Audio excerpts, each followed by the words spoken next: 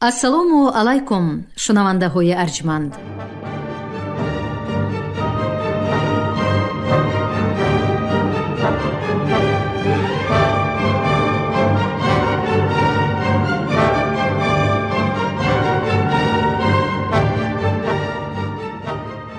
ба таваҷҷӯҳи шумо гуфтор аз силсилаи хониши адабӣ. қироати китоби президенти ҷумҳурии Тоҷикистон муҳтарам Эмомалӣ Раҳмон «Тоҷикон дар оинаи таърих аз ориён то сомониён». китоби сеюм, гуфтори 63. شاپوری دو بر اثر ضدیت‌های درباری خیلی برمحل به کمال رسیده در سن 17 سالگی قدرت دولتداری را پرره به دست آورد و نخست به عرب‌های گستاخ و یغما پیشه که در کناره‌های همجواری قلمرو ساسانیان آزادانه تاخت و تاز می‌کردند شکستی سخت داد. شاپوری دو حاکمیت مرکزی را مستحکم نموده، مضافات‌های در اساس صلحنامه نصیب باخته ساسانیان را به دست آوردن می‌خواهد. او بعد مرگ امپراتوری توانا و قوی اراده روم کنستانتین یک 306-337 فرصت را مناسب یافته به مقابل پسران او که به تلاش تاج و تخت آواره بودند سال 338 لشکر می کشند. امپراتور نوی روم کنستانتین دو به حمایه ارمنستان برمیخیزد و جنگ طولانی میان روم و ایران از نو اوج میگیرد. سال 363 امپراتور یولیان هنگام نبرد بر اثر زخم وزنین وفات می کند و موافق شرطنامه صلح سال 363 بسیار ولایت‌های بین النهرین و قسم زیاد ارمنستان از نو به ساسانیان برگردانده می شوند. شاپوری دو اینچنین در قلمرو شرقی کشور هجوم قبیله‌های قدرت طلب خیانیان و کداریان را در سرحدهای کناری ایران با دشواری باز داشته مرز شرقی قلمروش را تا رود آمو می رساند. در دوره حکمرانی شاپوری دو از نیمه اولی عصر 4 میلادی سر کرده با آسیای میانه موج نوی قبیله های کوچمنچی آریایی، خیانیان، کداریان و هیتاریان وارد می شوند که آنها در زیر فشار اتحاد قبیله های جوجنی و تلیوت وطن احتمالی خود پهناهای آلتای، وادی ایلی، حوزه تریم و ترفان و عموماً ترکستان شرقی را ترک نموده رو به سمت غرب می آرند و به سوی کنارهای بحر ارل، پهناهای خوارزم و حدودهای سوخت و باختر حرکت می کنند. به قول مورخ رومی ویزانتی امیان مرسیلین شاپوری دو سال 356 سرگرم مبارزه با خیانیان بود و پس از 2 سال مبارزه های زیاد با آنها معاهده بسته حتی خیانیان را همچون اتفاقچی به جنگ ضد رومیان روانه کرد. امیان مرسیلین که سال 359 در صف حمایتگران شهر احاطه شده امیده شرکت داشت محاربه خیانیان را در صف لشکری متحده شاپور بی واسطه مشاهده کرده است. او می نویسد که سردار لشکری خیانیان گرومبت نام مردی بود تازه به تخت نشسته و سنش از میانه بالا نرفته ولی چهرهش پر از چین و آژن گشته و در سیاست ذکاوت کامل داشته و از ظفرهای بیشمار شهرت یافته. همراه وی پسرش نیز بوده است جوانی برنا ولی در کارزار هلاک گشته. با گرومبت حتی جریان گفت و گذار را با رومیانی در محاصره مانده باور می کنند که او ذکاوت لشکرکشی و سیاست مداریش را نشان می دهد. دیرتر خیانیان از وصایت شاپوری دو رهیده هنگام یورش های شرقی به او شکست می دهند و مستقلیت ملک هایشان را صاحب می شوند. ناگفته نماند که یکی از عامل‌های اساسی رقابت و مبارزه‌های میان امپریه‌های ابرقدرت کوشانیان، دیرتر هیتاریان، ساسانیان و روم، این افزودن نفوذ بین المللی راه بزرگ ابریشم و داد و ستد پرمنفعت تجارت ابریشم بود. جاده بزرگ ابریشم از قلمرو چین آغاز یافته تدریجاً وصلگری اساسی کشورهای شرق و غرب می گردید. از فروش متاع ابریشم که در شهرهای ریم، کنستانتینوپل، ادسا و اسکندریه بازاری خالص برکشیده می شد، فایده زیاده می ماند. دولت قدرت طلب ساسانیان که در نیمه راه تجارتی امپریای کوشانیان، دیرتر هیتاریان، ریم و ویزانتیا روم دامن افراخته بود، برای از خاکش با آسانی گذشتن کاروانهای تاجران امکان نمیداد و از حساب باج و خراج کاروانهای حامل ابریشم سودی زیادی میدید. پایتخت روم کنستانتینوپل پل زرین تاجران مشرق و مغرب گردیده با بندرهای کشتیگردی آوازدارش بر رواج تجارت و انکشاف ساحه هنرمندی مساعدت می کرد. محقق ورزیده پیگولیفسکیا در اثرش ویزانتیا در راه هند می نگارد که کاروانهای حامل ابریشم مرزهای چین و حوزه تاریم، سوخت و فرغانه و باختر و هند هم از طریق خشکی و هم از راه آبی مجبور بودند که از حدود دولت ساسانیان گذشته شرط و شرایط آنها را بپذیرند و قسم اموالشان را با نرخ ارزان به آنها فروشند. امپراتوران روم، یولیان، یوستینی دو، فیلیپ و دیگران در مسئله اعتدال نرخ و به تنظیم آوردن شرط و شرایط تجارت ابریشم بارها به شاهنشاهان ساسانی شاپوری یک، شاپوری دو، یزدگردی یک و خسرو انوشیروان مراجعت کرده باشند هم کوشش‌های آنها نتیجه نداد. صرف نظر از این رقابت‌ها، راه بزرگ ابریشم وسیله‌ای بود که به قوتگیری و افزودن نیروی سیاسی و اقتصادی امپریای کوشانیان، دیرتر هیتاریان و ساسانیان مساعدت نموده در تشکل و احیای دوباره تمدن آریایی تکانی جدی بخشیده است.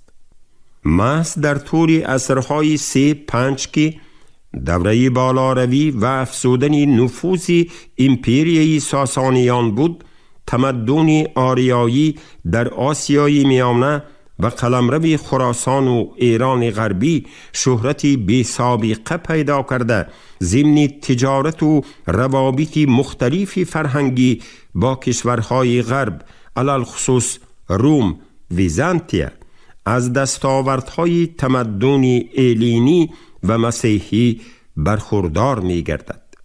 در عین حال فرهنگ آریایی هنگامی بارها عرض و طول بین النهرین را پیمودن سپاهیان ریم و ویزانتیا به آنها تأثیر گذاشته، حتی بزرگداشتی ایزد آریایی ها میتر به آیین پسندیده سربازان اجنبی تبدیل می یابد. آیین میتر پرستی در غرب پیروان خود را یافته، بعد پیروزی های شاپوری دو بر روم، امپراتور اوریلیان آیین بزرگداشتی آفتاب را رسما تأسیس داد که یکی از شکل‌های میتره پرستی به شمار می رفت. میتره پرستی حتی مدت دین مسیحی را تنگ کرده در میان سپاهیان و اهل نبرد معتقدان زیادی پیدا نمود.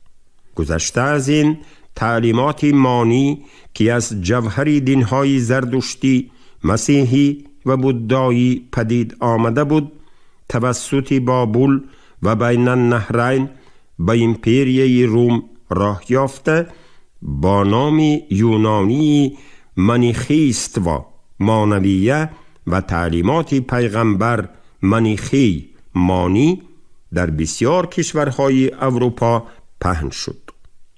دوره شاهنشاهی یزدگردی 399-420 دوره نفوذ آیین مسیحی و کوشش برقرار نمودن مناسبت‌های مصالحت‌آمیز با امپریای روم می باشد.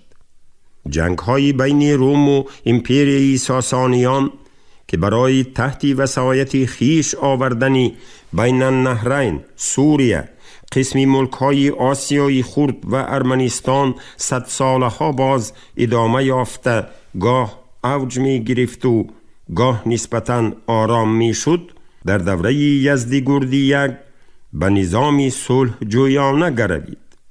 یزدگردی به خاطر تأمین امنیت کشور و محدود نمودن نفوذ موبدان زردشتی سال 408 با روم شرطنامه صلح امضا نمود که موافق آن تعقیب مسیحیان قلمرو ایران بازداشته می شد.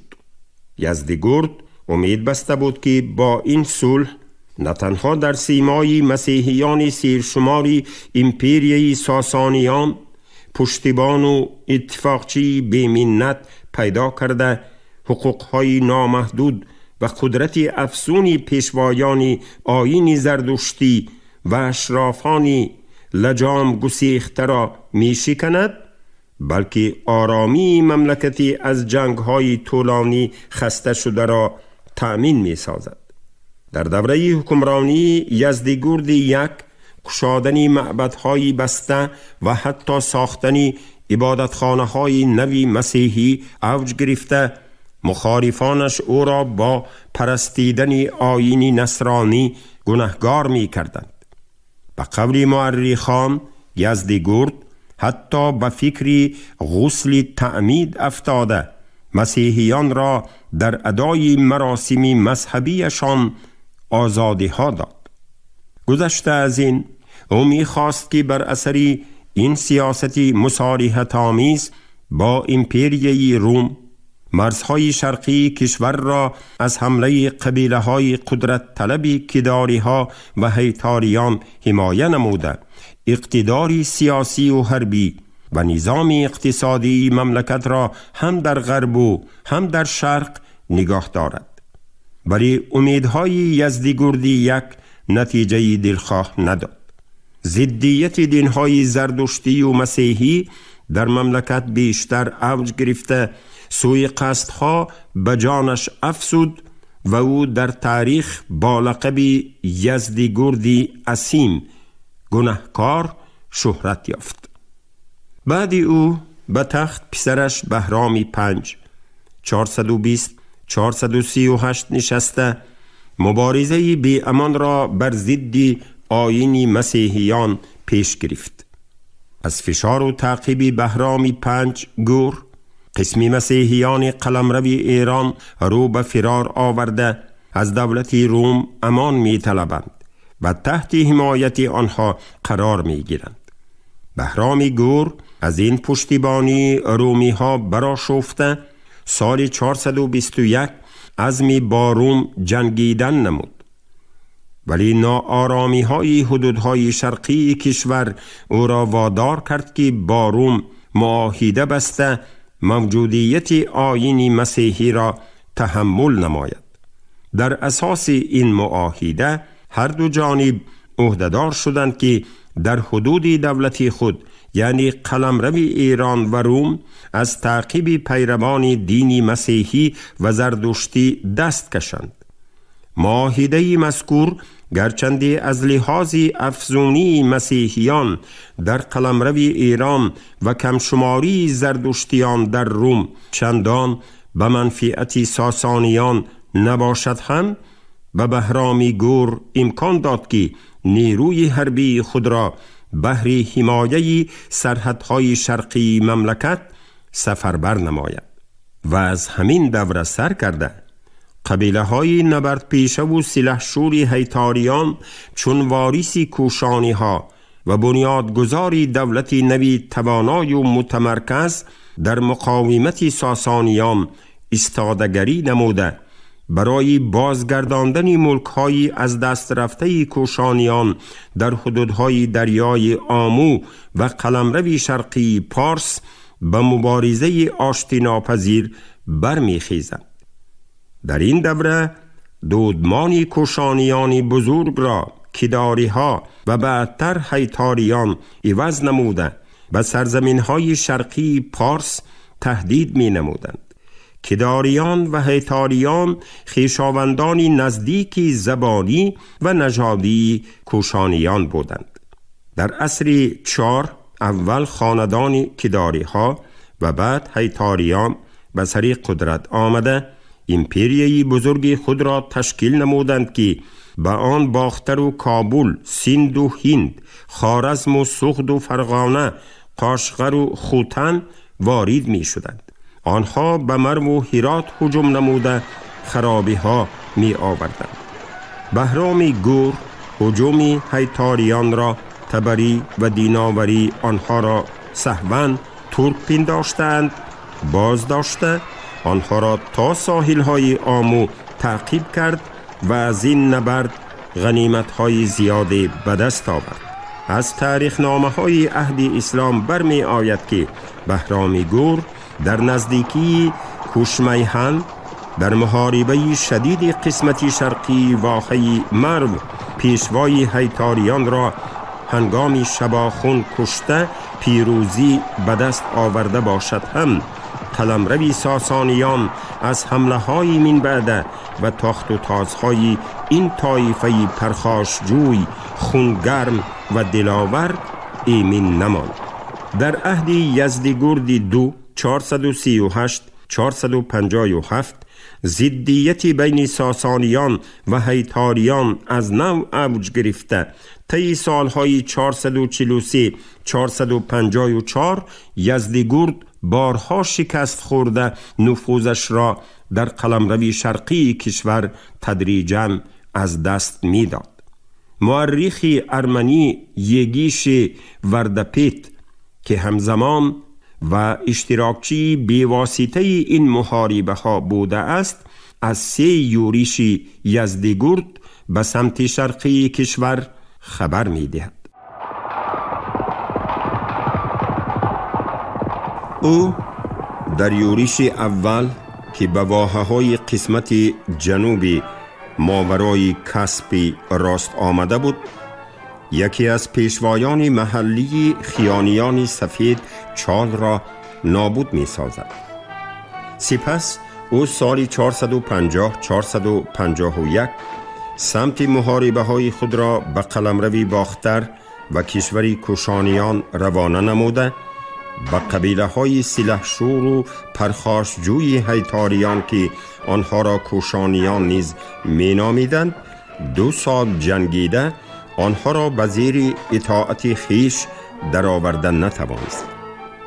و خود همان مورخ دیرتر از کشور هیتاریان یاد کرده خبر می دهد که یزدگرد دو سالهای 453 454 به این سرزمین لشکر کشید ولی شاه کوشانیان هیتاریان در نظر است.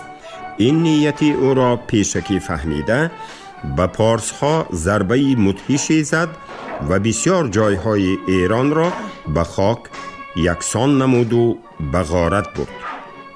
یزدگرد دو بعد این مبارزه های طولانی بیش از 10 ساله مجبور شد که سمت سیاست خود را از شرق به قسم غربی کشور روانه سازد. سبب اصلی این عمل سرزدن شورش ارمنی ها با سروری وردین ممیگانی گردید. یزدگرد می خواست که به خاطر افزودن نفوذ سیاسی و اجتماعی کشور ساکنان مسیحی مذهب ارمنستان را به آیین زردشتی درآورد. در ابتدا وزیر زیرک و خردمند او مهر نرسی ردیه به آیین مسیحی نوشته خواست با رضا و رغبت اهالی را به دین زردشتی تشویق نماید. 12 نفر روحانیان با نفوذ مسیحی به این ردیه پاسخ نوشته عیسوی مذهبان را به آشوب خیزاندند. یزدگرد از محاربه های شدید ضد هیتاریان ناچار دست کشیده برای فرو نشاندن شورش به سوی ارمنستان شتافت. در محاربه خونین ارویر شورشگران شکستی سختی خورده سرور آنان وردین هنگامی کارزار کشته شد و چندین پیشوای روحانیان و شورشگران اسیر افتادند. با همین یزدگرد دو به گسترش آیین زردشتی و ساختن آتشکده ها در ارمنستان و بین النهرین مشغول شده دیگر به جنگ ضد هیتاریان برنگشت. بعد مرگ یزدگرد دو پسر خردیش هرمزد سه 457-459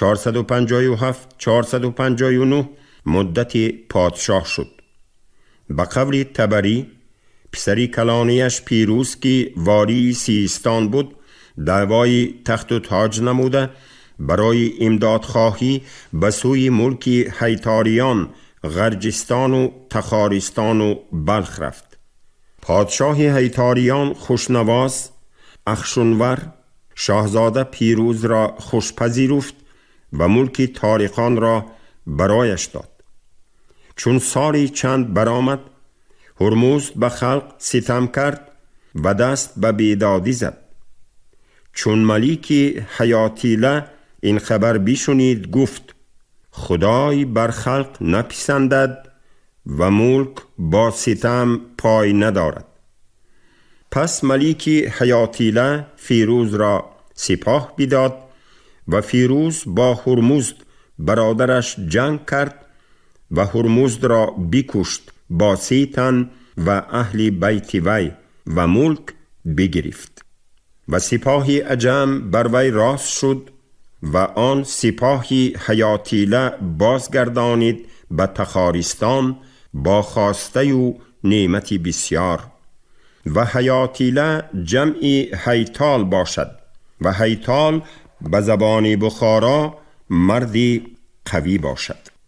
همین طریق به مسند ساسانیان پیروز 459-484 با مدد پادشاه هیتاریان خوشنواز نشسته به پاس این خدمت قسمت تخارستان را به آنها بازگرداند و از همان دوره سر کرده هیتاریان به عرصه سیاست بزرگ جهانی می آویند و نفوذ و قدرتشان افزوده به نظام دولتداری ساسانیان و داد و ستد راه بزرگ ابریشم به واسطه دست می یابند.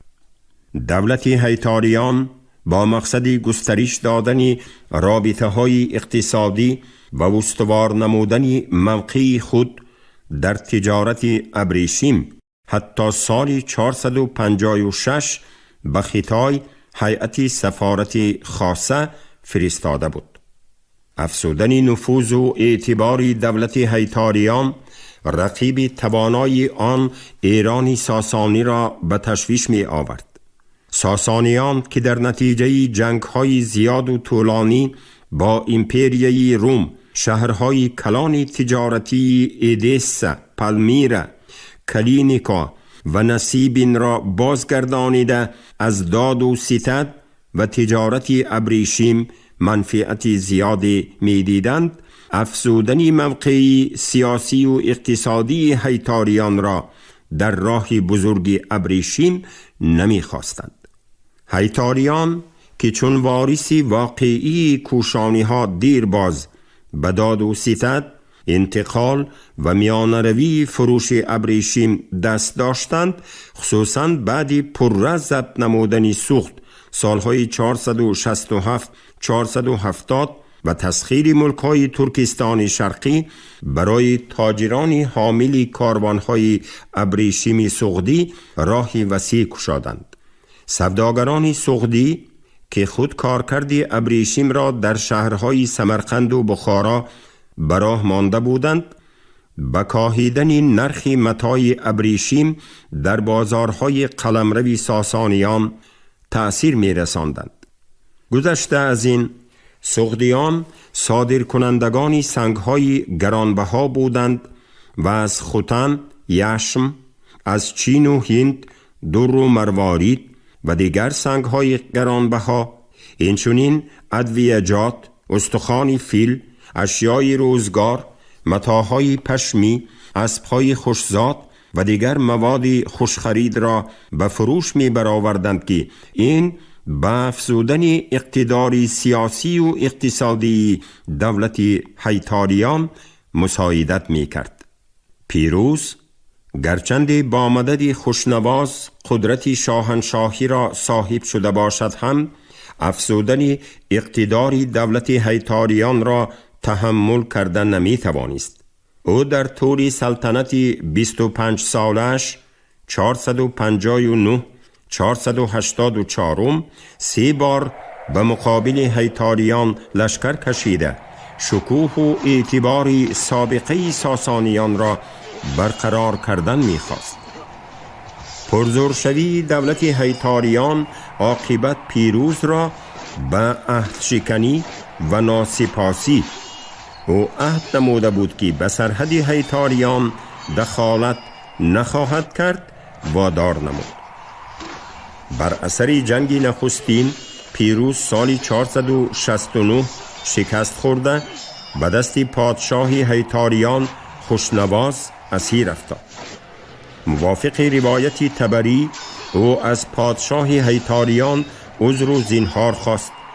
خوشنواز او را برای حق ناشناسی ملامت کرد و گفت: تو را عفو کردم و زنهار دادم و به جای فرزندی برگزیدم و به ملک خیش باز فرستمت، بدان شرط که با من عهد کنی و سوگند خوری که دیگر به جنگ من نیایی و سپاه نفرستی و هیچ دشمنی مرا یاری ندهی و میان پادشاهی خیش و آن تو مناره بکنم از سنگ و تو را بر آن برم که هرگیز نه تو و نه هیچ کس از تو از مناره بدین حد نیاید. به قول بعضی مورخان او را امپراتوری روم زنان تاوان زیاده داده از اسارت رهانید تا که در مقابل هیتاری های سلحشور رقیب سرسختی را نگاه دارد. ولی پیروز از این شکستش سبق نبرداشته بعد یک چند سال بار دوم به قلمرو هیتاریان حمله آورد و باز اسیر افتاد. او به پاداش این عهدشکنی می بایست که تاوانی بسا گران به اندازه باری 30 خچیر تنگه می داد. ولی در خزینه خالی شده ساسانیان این مقدار تاوان جنگ پیدا نشد و او ناچار پسرش قباد را به گرو مانده بار دوم هم از اسارت رهید.